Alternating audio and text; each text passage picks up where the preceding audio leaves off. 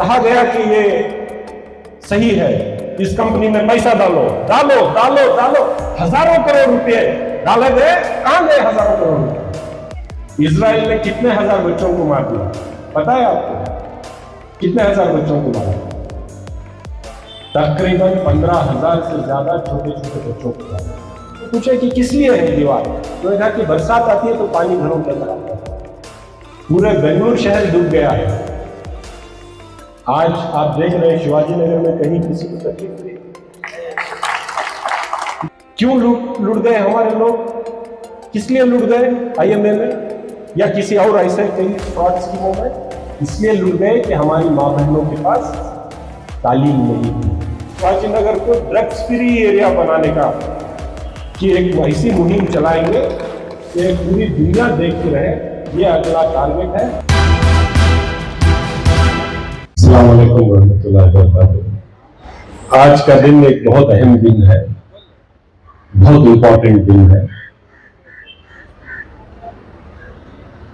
ये दिन शिवाजी नगर की तारीख को, आने वाले दिनों में हमारे बच्चों के मुस्तकबिल को, उनके फ्यूचर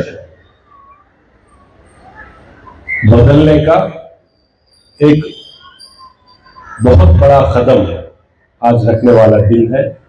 इसीलिए मैंने आज, मैं और मेरे जो साथी हैं, हम सब जो मिलके काम करते हैं, उन्होंने सोचा कि हम जिनके लिए काम कर रहे हैं, जिनके फ्यूचर के लिए काम कर रहे हैं, उनको भी यहां पर आने की दावत देंगे।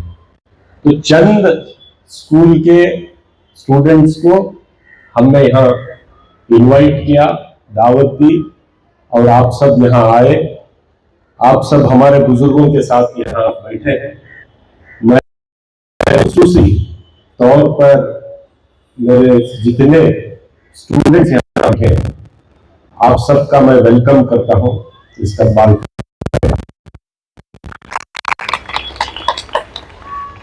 अभी आपके बीच बहुत सारे लोगों ने बात की, तालीम की इम्पोर्टेंस पर उन्होंने बात की, अहमियत पर बात की। हमारे जमाल साहब मौजूद हैं, उन्होंने बात की। सैयद अशरफ साहब एक बहुत बड़ी पर्सनालिटी है, उन्होंने बात की। जनाब उबैदुल्लाह शरीफ साहब ने बात की। हमारे सैयद शुजाउद्दीन साहब ने बात की। हमारे एक्स कॉर्पोरेटर शकील अहमद साहब ने बात की है।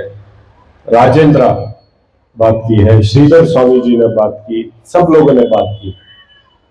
सबकी बात में एक चीज क्या अहम थी? जितने लोगों ने भी बात की है, उन्होंने एक चीज सबसे ज्यादा अहमियत देकर उन्होंने कही है, वो है तालीम के मुताबिक, वो है एजुकेशन के मुताबिक। आज अगर समझिए किसी के पास एजुकेशन नहीं है तो समझिए कुछ भी नहीं। एजुकेशन ही एक ऐसा रास्ता है जो आपको तरक्की की तरफ, डेवलपमेंट की तरफ लेकर जाता है। अगर आपने एजुकेशन हासिल नहीं किया, तालीम हासिल नहीं की, तो आने वाले दिनों में आपका फ्यूचर कुछ नहीं हो सकता। ये बात आप जान लीजिए। जितनी भी तकलीफ हो, जितनी भी परेशानी हो, एजुकेशन को हासिल करना, तालीम को हासिल करना बहुत जरूरी है। तालीम से होता क्या है? एजुकेशन से होता क्या है? एजुकेशन से आपको कॉन्फिडेंस आता है। अगर आप तालीम में याफ्ता हैं तो आपके पास आपका कॉन्फिडेंस अलग होता है। आप चीजों को पढ़ सकते हैं, समझ सकते हैं कि पूरी दुनिया में क्या हो रहा है, पूरे हिंदुस्तान में क्या हो रहा है, हमारे समाज में क्या हो रहा है, हर चीज के बारे में अगर आपको समझना है और सही फैसला लेना है तो आपको क्या करना चाहिए? You should be educated. Without education there is nothing. Without education you don't know what is happening in the world. आपको पता ही नहीं कि क्या चल रहा है। आज दुनिया भर की प्रॉपर्टी रहना, आपके वालिदैन के अकाउंट में कई हजार लाख रुपए रहना भी एजुकेशन के सामने वेस्ट है। ये प्रॉपर्टी भी खत्म हो सकती है, ये पैसा भी खत्म हो सकता है, लेकिन आपके अंदर अगर एजुकेशन है, क्वालिफिकेशन है, तो वो क्वालिफिकेशन कोई छीन सकता है? आपका पैसा छीन सकता है कोई, आपकी प्रॉपर्टी छीन जाएगी, लेकिन आपके अंदर का एजुकेशन कभी नहीं छीन सकते। हमारी आज क्या कोशिश है? हमारी कोशिश क्या है? जब मैं एमएलए बना, जब हमारे सारे लीडर्स थोड़ा काम कौन कर रहे हैं उनको रोकने के लिए बोले, वहां पे जो लीडर्स, हम लोग जब स्कूल गए तो हमने क्या देखा कि शिवाजी नगर की स्कूल जो बच्चों के लिए जिस स्टैंडर्ड में होना चाहिए वो स्टैंडर्ड में नहीं है। चाहे वो कन्नड़ा स्कूल हो, तमिल स्कूल हो, इंग्लिश स्कूल हो, उर्दू स्कूल हो, तेलुगु स्कूल हो, हमने सारे स्कूलों का जायजा लिया, मुआयना किया, इंस्पेक्शन किया, लेकिन किसी भी स्कूल में वो स्टैंडर्ड नहीं था जो होना चाहिए। मिनिमम होना चाहिए, आपके पास लाइट तो होना चाहिए, पानी का कनेक्शन होना चाहिए, टॉयलेट की फैसिलिटी ठीक से होनी चाहिए, पार्क साफ होने चाहिए, बच्चों को बैठने के लिए बेंच होने चाहिए। अगर स्कूल में स्कूल का माहौल नहीं है, वो इंफ्रास्ट्रक्चर नहीं है, तो हमारे बच्चे जाएंगे कैसा, पढ़ेंगे कैसा, और ये टीचर्स उनको पढ़ाएंगे कैसा? तो ये फिक्र रखकर हमने एक एक स्कूल को अभी आइडेंटिफाई किया है। शिवाजी नगर के अंदर अभी हमने 7 स्कूलों में काम स्टार्ट किया है, और हर लैंग्वेज के, क्योंकि शिवाजी नगर एक ऐसा इलाका है जहां पे हिंदू, मुसलमान, क्रिश्चियन, ईसाई, जो भी जात का, जो भी धर्म का आदमी है, हम सब भाई भाई की तरह है, हम सब भाई भाई की तरह है। यहां तमिल भी बोलते हैं, तेलुगु भी बोलते हैं, मलयालम भी बोलते हैं, कन्नड़ा भी बोलते हैं, उर्दू भी बोलते हैं, और इंग्लिश अभी बोलना सीखना है। इंग्लिश एक इंटरनेशनल लैंग्वेज है जिसे आपको सीखना जरूरी है, समझे? तो हमने कन्नड़ा स्कूल का काम शुरू किया है, एक तेलुगु स्कूल का काम शुरू किया है, 125-30 साल की एक तमिल स्कूल बड़ी बुरी हालत में थी, उसका काम हमने शुरू किया है, उर्दू स्कूल का काम शुरू किया है, इंग्लिश स्कूल का काम शुरू किया है, और पूरे कर्नाटक में हफीजिया स्कूल को एक मॉडल स्कूल के तरह बनाना है, नंबर 1 स्कूल बनाना है। कि कर्नाटक में अगर कोई भी नंबर 1 स्कूल हो, कहां है? तो वो शिवाजी नगर में। तो उसका काम चल रहा है, अगला 1 साल काम चलेगा। उसके बाद सरकारी स्कूलों में प्राइवेट स्कूल का कंपटीशन कोई करेगी तो हफीजिया हमारी स्कूल शिवाजी नगर की करेगी। ये काम हम लोग किया। इसके साथ साथ जब मैं 10th का रिजल्ट देख रहा था तो बच्चे तो पास हो रहे हैं, हो सकता है वो और अच्छे नंबर से पास होंगे। अगला महीना मैं सारे टीचर्स के साथ, जितने हमारे कॉन्स्टिट्यूंसी के स्कूल्स है, सारे टीचर्स के साथ मैं आधा दिन का सेशन लेने वाला हूं। आप लोगों की, आपकी स्कूल के परफॉर्मेंस पर बात करने के लिए आधा दिन रिजर्व करेंगे, और उस आधे दिन में आपके स्कूल के इंफ्रास्ट्रक्चर इश्यूज पर भी बात की जाए कि क्या चाहिए, क्या हमारी जिम्मेदारी है, हमें क्या करना है। तो टीचर्स आप प्रिपेयर हो जाइए, विथ ऑल द डाटा आपको हमारे पास आना है, तो हम बैठकर डिस्कस करेंगे। तो मैं क्या कहना चाह रहा हूं आपको कि जब मैंने वो रिजल्ट देखा तो मैंने देखा कि आप पास तो हो रही हैं, 10th स्टैंडर्ड के बाद कॉलेज नहीं जा रही। बहुत सारी बच्ची आगे आगे कॉलेज नहीं जा रही। क्यों नहीं जा रही? क्योंकि उनके वालिदैन को, उनके पेरेंट्स को लगता है कि यहां से कॉलेज दूर है, हम भेजना नहीं चाहते। तो हमारे में आज भी थोड़ा कंजर्वेटिव, थोड़ा सोचते हैं, दूर भेजते नहीं है अपने बच्चों को। तो इसीलिए हमने 2 पीयू कॉलेज शिवाजी नगर के अंदर हमने शुरू किया है। पिछले साल बीके उबैदुल्ला स्कूल में पीयू कॉलेज शुरू हो गई, और इसी लतीफिया में माइनॉरिटी पीयू कॉलेज इस साल हमने शुरू किया है। उसका अचीवमेंट करने का मौका नहीं मिला, लास्ट मोमेंट पे सैंक्शन हुआ। तो हमारा ये अचीवमेंट है कि 2 साल में 2 पीयू कॉलेज शिवाजी नगर के अंदर हमने शुरू कर दिया।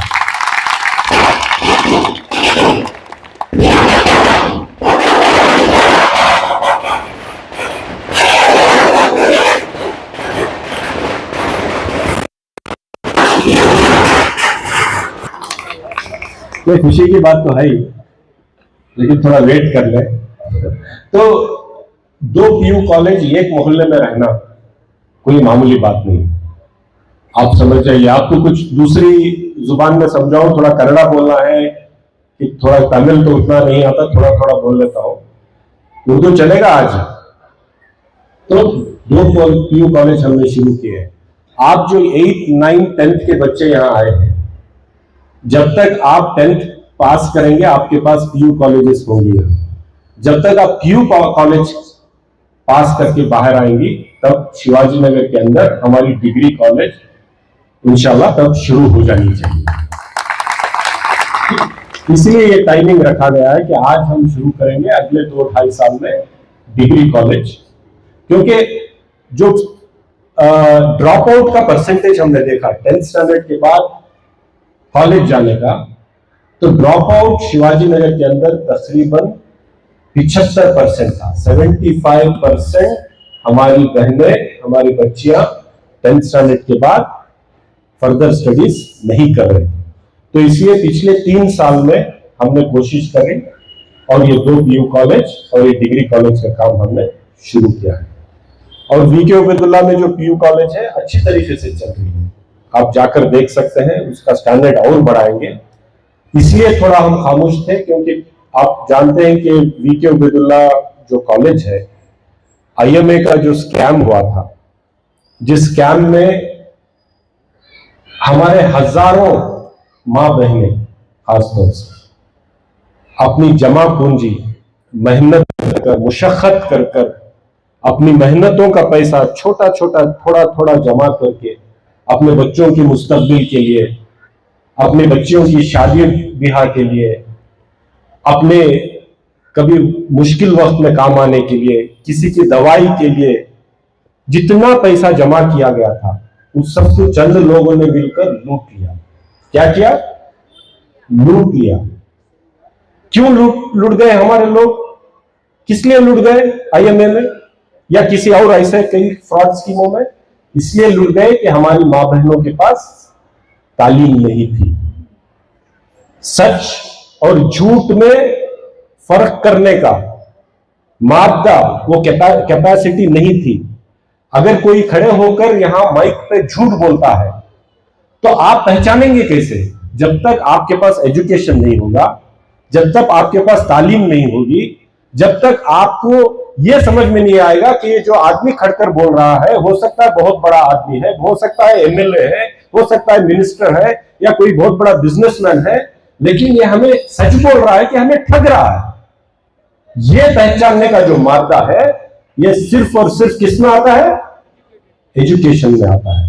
हम आपको इसलिए एजुकेशन के ऊपर काम कर रहे हैं, इसलिए हम चाहते हैं कि हमारी हर बहन कल जो मां बनेगी, हर बहन कल बिजनेसमैन बने, हर बहन कल ऑफिसर बने, हर बहन कुछ भी ना करे तो भी तालीम याफ्ता रहे, ताकि उसका घर एजुकेटेड रहे। अगर कल आपको आकर कोई बोलेगा आप यहां पे 1 लाख रुपए डाल दीजिए, हम आपको हर महीना 10 इतना पैसा देंगे, इतना रिटर्न देंगे, तब आप पहचान सके कि ये आदमी हमें ठग रहे हैं। चाहे वो लीडर हो, चाहे वो कोई बिजनेसमैन हो या कोई मौलाना क्यों ना हो। इस स्कैम में हमने देखा है कि उलमाए कराम, उनको समझ में नहीं आया कि ये सच है कि झूठ है। उन्होंने भी कई प्लेटफॉर्मों पर, यहां तक के मसाजिद के मिंबर पर खड़े होकर के कहा गया कि ये सही है, इस कंपनी में पैसा डालो डालो डालो डालो। हजारों करोड़ रुपए डाले गए। कहां गए हजारों करोड़ रुपए? चले गए किसी के पॉकेट में, किसी की जेब भर ली गई, किसी का घर भर लिया गया। आपका घर तो लूट गया, लेकिन जो भर गए वो आज शान के साथ सीना ताने हुए आज भी घूम रहे हैं। लेकिन लोग वो मजबूरी में, उनका जिनका पैसा लुटा है, आज उनके पास दवाई के लिए नहीं है, उनके बच्चों के तालीम और तरबियत के लिए नहीं है। आज वो लोग कहां जाएंगे, किसको पूछेंगे? इसका कोई इलाज नहीं है। हमारे बच्चों को, हमारे बहनों को अगर हम तालीम याफ्ता कर दें तो खुद ब खुद सही और गलत की पहचान करने की उनमें वो सलाहियत पैदा हो जाएगी। तो इसीलिए मैं आपको खुशी से कहना चाहता हूं, जो वीके उबैदुल्ला स्कूल है, जिसको आईएमए जो फ्रॉड कंपनी थी उन्होंने कंस्ट्रक्ट किया था, कोर्ट ने अटैच कर दिया था, कहा था कि ये कंपनी का पैसा नहीं है, ये मासूम लोगों का पैसा है, जिसको लूट करके सिर्फ पब्लिसिटी करने के लिए वो स्कूल बनाई गई थी। तो ये स्कूल हराज कर वापस लोगों को दे दिया जाए, ये फैसला हो गया था हाई कोर्ट में। लेकिन हमने मुसलसल कोशिश की, हुकूमत में बात की, सिद्धरामैया साहब से मैंने इल्तिजा किया, कुमार बंगारप्पा हमारे एजुकेशन मिनिस्टर हैं, उनसे मैंने रिक्वेस्ट किया कि ये स्कूल हराज नहीं होनी चाहिए, 100 साल पुरानी स्कूल है, किसी ने गलती कर दी होगी लेकिन ये स्कूल हराज नहीं होनी चाहिए। गवर्नमेंट से जो स्कूल पे खर्च किया गया था 13 करोड़ रुपए, गवर्नमेंट से हमने दिलवाया है, वो 13 करोड़ रुपए भी आईएमए के इन्वेस्टर्स को, जो विक्टिम्स है, उनको जाएगा। तो हमने वो स्कूल भी बचाई है और वो कॉलेज भी अब जो हम लेके आए हैं उसको बचाई है। तो मैं आपसे ये कहना चाह रहा हूं कि शिवाजी नगर जरूरी नहीं कि पिछले 50 साल में जो शिवाजी नगर रहा है वैसे ही रहेगा। पहले शिवाजी नगर के क्या हालात थे, आज क्या हालात हैं, आप देख रहे हैं। कुछ बेहतर हुए हैं कि नहीं बेहतर हुए? बेहतर हुए हैं। पानी कहीं नहीं खड़ा, थोड़ा भी बरसात थोड़ी भी हो जाती है तो शिवाजी नगर में मुझे अफसोस होता था। मैं और शकील भाई, याद है आपको, जब हम वहां वो नाले इसके पास, ब्रिज के पास जाते थे तो वहां के घरों के सामने 4-4 फीट की दीवारें बांध दी गई, 4-4 फीट की दीवार। उसके बाद उसको लांग कर घरों के अंदर जाकर आते थे। हमने पूछा कि किस लिए है दीवार, उन्होंने कहा कि बरसात आती है तो पानी घरों के अंदर आ जाता है। पूरे बेंगलुरु शहर डूब गया है। आज आप देख रहे हैं शिवाजी नगर में कहीं किसी को तकलीफ हुई? इतनी बड़ी बरसात पिछले 8 दिन से मुसलसल चल रही है, स्कूलों को रजा दे दी गई, आधा बेंगलोर डूबा हुआ है। बोट्स लेकर एनडीआरएफ के लोगों को बचा रहे हैं।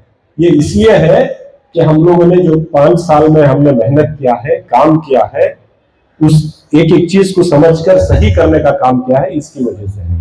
इसके साथ साथ हम ना सिर्फ शिवाजी नगर को इंफ्रास्ट्रक्चर डेवलप कर रहे हैं, शिवाजी नगर को हेल्थ केयर का हब बना रहे हैं। आप ये जो बिल्डिंग इमारत देख रहे हैं, इतनी बड़ी हॉस्पिटल देख रहे हैं, जिसकी छांव के नीचे आज हम खड़े हुए हैं, यह हॉस्पिटल सुपर स्पेशलिटी हॉस्पिटल है।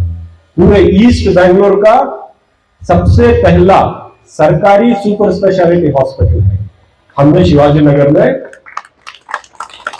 बनाया है। जब हार्ट अटैक होता था या कुछ भी दूसरी दिल की बीमारियां होती थी, यहां से जयदेवा तक जा रहे थे, जयदेवा जाने के लिए 2 घंटे ट्रैफिक में जाना पड़ता है। कितनी जानें हमने गंवाई। आज ऊपर वाले की मेहरबानी है कि इतनी बड़ी ये हॉस्पिटल हम यहां खड़ी कर रहे हैं। और इसी रोड पे आप नीचे जाएंगे, 30 बेड का मैटरनिटी हॉस्पिटल हम तैयार कर रहे हैं। मैटरनिटी हॉस्पिटल इंशाल्लाह 1 साल 1.5 साल के अंदर तैयार हो जाएगा, with operation theatre, with dialysis centre. Power house hospital को मॉडर्न मैटरनिटी हॉस्पिटल में हम उसको तब्दील कर रहे हैं। इसके साथ साथ हम और 4 प्राइमरी हेल्थ सेंटर्स बना रहे हैं। अभी और 2 डायलिसिस सेंटर्स पर हम काम कर रहे हैं। शिवाजी नगर के अंदर फ्री हेल्थ केयर पर हम काम कर रहे हैं, फ्री एजुकेशन पर हम काम कर रहे हैं, अच्छे इंफ्रास्ट्रक्चर पर हम काम कर रहे हैं। मेरी आपसे इतनी गुजारिश है कि यहाँ पे इतनी बड़ी तादाद में मां बहनें आई हैं, स्टूडेंट्स आए हैं, हम कितनी भी कोशिश करें, ताकि सफाई पर कोई ख्याल लोगों का नहीं जा रहा। मेरी आपसे क्या गुजारिश है कि आप लोग अभी भी थोड़ा बहुत कचरा बाहर फेंक रही है। आपका घर पार्क साफ कर रही है, गली में कचरा फेंक रही है। घर पोंछना है, धोना है तो पूरा पानी खोलकर, पानी पूरा घर इतना पार्क सफाई से इतना धो देते हैं कि वो पूरा पानी सड़कों पे आता है। वही पानी सड़क भी गंदा करता है और पानी भी वेस्ट करते हैं। मेरी आपसे गुजारिश है, जब मेरे घर पे घर हर दिन सफाई होती है, पानी टैप खोलकर नल खोलकर बहा नहीं देते, उसको कपड़े में भिगोकर उसको पोंछा जाता है, मॉप किया जाता है। मॉप करना काफी है, पानी आपको फुल घर को धोने की जरूरत नहीं है, मॉप करना काफी है। आप मॉप करेंगे तो पानी बचेगा।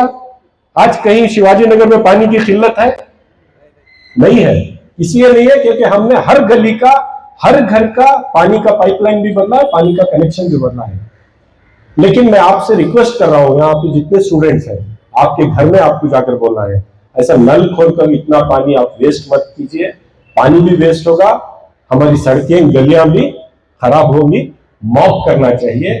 और जो कचरा है, गार्बेज जो है, ड्राई और वेट में सेपरेट कर जो सुबह कलेक्टर आता है उसके हाथ में, गार्बेज कलेक्टर के हाथ में ही उसकी गाड़ी में डालना है। इतनी मैं आपसे रिक्वेस्ट कर रहा हूं। आप करेंगे? जाकर बात करेंगे घरों में, आपके घर के बाहर क्लीन रखेंगे, घर ही नहीं, आपकी गली भी आप लोग क्लीन रखेंगे। अगर कोई कचरा फेंक रहा है तो आप उनको बताएंगे कि नहीं फेंकना है, वो कचरा रखना है, और कल दूसरे दिन सुबह जब कलेक्टर आता है उसके हाथ में आपको देनी है।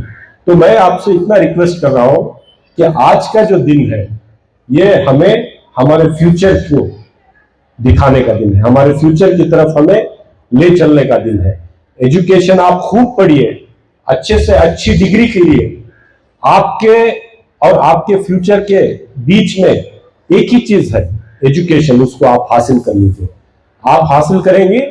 आप देखते हैं कि कितने सारे लोग पेपर पढ़ते हैं यहाँ पे, लड़कियां, कितनी लड़कियां पेपर पढ़ती हैं?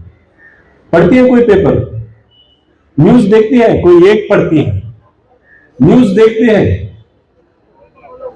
हैं 2, 3, 4, 5, बाकी ना पेपर पढ़ती है ना न्यूज देखते हैं। आपको पता ही नहीं क्या हो रहा है दुनिया में। नहीं, आज आप देख सकते हैं कि इंटरनेशनल लेवल पर इजराइल और फलस्तीन में वॉर चल रही है कि नहीं चल रही? इजराइल ने कितने हजार बच्चों को मार दिया, पता है आपको? कितने हजार बच्चों को मारा? तकरीबन 15,000 से ज्यादा छोटे छोटे बच्चों को मारा। इजराइल ने कम से कम 35,000 लोगों को मारा है। ऐसे कई हॉस्पिटल्स पे बॉम्ब डालकर उसको तोड़ दिया। आप जिस स्कूल जा रहे हैं वैसे स्कूलों को तोड़ दिया। आप जिससे कॉलेजेस जा रहे हैं वो कॉलेजेस को तोड़ दिया, सड़कों को तोड़ दिया, मासूम बच्चों को तक नहीं छोड़ रहे। क्यों ऐसा हो रहा है? क्यों इजराइल फलस्तीन अपने आप को डिफेंड नहीं कर पा रहा है, अपनी हिफाजत क्यों नहीं कर पा रहा है? फलस्तीन को छोड़ दीजिए, उसके आसपास जितने कंट्रीज हैं, जितने ममालिक हैं, ये लोग क्यों अपने आप को डिफेंड नहीं कर पा रहे? बताइए क्यों नहीं कर पा रहे? इसलिए नहीं कि उनके पास पैसा नहीं है, ये सब अमीर ममालिक है, बहुत पैसा है इनके पास। तो इस्राइल के पास क्या है जो इनके पास नहीं है? इस्राइल के पास एजुकेशन है। इस्राइल के पास वो एजुकेशन के जरिए टेक्नोलॉजी हासिल की, टेक्नोलॉजी के जरिए मॉडर्न वेपन बनाए हैं, मॉडर्न बॉम्ब्स बनाए हैं, टेक्नोलॉजी के जरिए मॉडर्न यूनिवर्सिटीज बनाए हैं, टेक्नोलॉजी के जरिए मेडिकल साइंस में उन्होंने तरक्की की है, टेक्नोलॉजी के जरिए उन्होंने, अगर आपने ये बिल्डिंग तोड़ी तो 3 दिन के अंदर वो बिल्डिंग वो तैयार खड़ा कर सकते हैं, क्योंकि कंस्ट्रक्शन टेक्नोलॉजी में उतने आगे हैं। आपने अगर उनका फसल, खेत उनके बर्बाद हो गए तो 15 दिन के अंदर वो वापस खेत तैयार कर दें, क्योंकि एग्रीकल्चर टेक्नोलॉजी में वो आगे हैं, बिल्डिंग टेक्नोलॉजी में वो आगे हैं, मेडिकल टेक्नोलॉजी में वो आगे हैं, उनके पास मॉडर्न वेपनरी है। ये सब कहां से आता है? ये तालीम से, एजुकेशन से।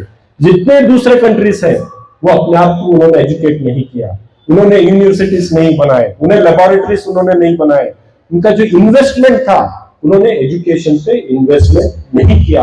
इसलिए आज वो ताकतवर है और ये लोग कमजोर है। लेकिन ताकत का गलत इस्तेमाल इस्राइल कर रहा है, मासूमों की जान ले रहा है। इसका खामियाजा हो सकता है ऊपर वाला उसको जरूर देगा, लेकिन गलत कहां है? एजुकेशन नहीं। तो हमें एजुकेशन हासिल करना है, सेल्फ रेस्पेक्ट के लिए एजुकेशन हासिल करना है। आप कल एजुकेटेड होंगी तो आपको कोई भी दूसरी नजर से नहीं देखेगा, तिखारत की नजर से नहीं देखेगा। कोई आपको नहीं बोलेगा चलो बाहर निकल जाओ, क्योंकि आप एजुकेटेड होंगे तो आपको पता चलेगा कि आपके हुकूक क्या है, आपके राइट्स क्या है, कॉन्स्टिट्यूशन में, कानून में आपके राइट्स क्या है। ये सब जान सकते हैं आप एजुकेशन के जरिए, आगे बढ़ सकती हैं एजुकेशन के जरिए, मुस्तकबिल बना सकते हैं एजुकेशन के जरिए। तो मेहरबानी से जितनी भी तकलीफ हो, जितनी भी परेशानी हो, आपको एजुकेट होना है, आपको क्वालिफाइड होना है, आप में से अच्छे लॉयर्स बनकर निकलना है, आप में से डॉक्टर्स, इंजीनियर्स, साइंटिस्ट बनकर निकलना है, ऑफिसर्स बनकर निकलना है।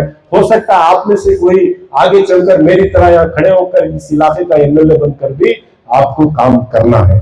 ये सब होगा कब होगा? जब आप एजुकेटेड होंगे। तो अच्छा पढ़िए। हमारी ये कोशिश है कि हम मोहल्ले को मॉडर्नाइज करेंगे। हमारी ये कोशिश है कि हमारा मोहल्ला किसी और मोहल्ले से कमजोर ना हो, हमारा मोहल्ला किसी और मोहल्ले से कम ना हो, हमारा मोहल्ला किसी और मोहल्ले से बैकवर्ड ना हो।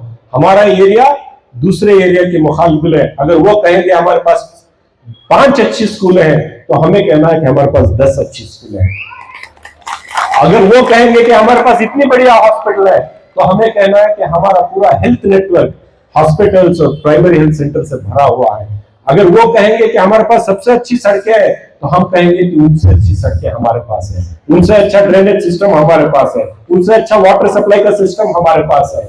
और मैं आपको कह दूं कि हमने अभी रसल मार्केट के ऊपर काम करना शुरू किया है, और हमारी ये मंशा है, हमारा ये इरादा है कि रसल मार्केट पूरे हिंदुस्तान में सबसे नायाब, सबसे अच्छा, सबसे मॉडर्नाइज मार्केट बने। हमारे मोहल्ले के अंदर पूरे शहर से वापस रसल मार्केट को बिजनेस के लिए देखने के लिए कम से कम आए। इस पर हमने काम शुरू किया है। अगले 3-4 साल में हम रसल मार्केट को बेहतरीन मार्केट बनाकर आप लोगों के सामने खड़ा करेंगे। और शिवाजी नगर की तरक्की सिर्फ मेरे से या मेरे साथ जो 4-5 लोग, 6 लोग जो काम कर रहे हैं, शुजा भी होंगे, शकील भी होंगे, कृष्ण गोड़ा होंगे, मुजीब भी होंगे, जो नाम माफ कीजिए मैं लेना नहीं चाहूंगा। अगर शिवाजी नगर की तरक्की होनी है तो शिवाजी नगर का बच्चा बच्चा इस तरक्की में आपको हाथ बटाएंगे। 2 महीने में एक बार आपको बुलाया जाएगा सड़कों को साफ करने के लिए, क्लीन करने के लिए। सिर्फ आपको नहीं, मैं भी आप लोगों के साथ काम करेंगे। जो भी आज समाज में बुराइयां हैं, ड्रग्स की बहुत बड़ी आज हमारे सामने चैलेंज है। छोटे छोटे बच्चे ड्रग्स में मुब्तला है। जो बच्चा या बच्ची ड्रग्स लेती है उसकी जिंदगी खत्म हो जाती है, उसका कोई मुस्तकबिल नहीं, उसका जीना या ना जीने से वो कुछ उसमें फर्क नहीं पड़ता। तो मैं आपको यह कहना चाहूंगा कि हमें और आपको मिलकर अगला जो कैंपेन है वो ड्रग्स पे करेंगे। बहुत बड़े हम लोग उसकी तैयारी कर रहे हैं। आपको साथ लेकर, आप लोगों को सामने रख करके, पूरा समाज, पूरा माशरा मिलकर, नौजवान को आगे रखकर ड्रग्स पे काम करेंगे और शिवाजी नगर को ड्रग्स फ्री एरिया बनाने का कि एक ऐसी मुहिम चलाएंगे कि पूरी दुनिया देखती रहे। ये अगला टारगेट है। और आपको तकलीफ देंगे, बनाएंगे, आपको पढ़ाई करते हुए इसमें आपको हमारा साथ देना है, देंगे। और जितने यहाँ बुजुर्ग मौजूद हैं, आप सबसे इल्तिजा है कि जो ये कैंपेन हम शुरू करेंगे, तब आप लोग भी हमारे साथ मिलकर आपके रहनुमाई में ये काम शुरू होगा और आगे चलकर इसको हम ड्रग्स फ्री एरिया बनाएंगे।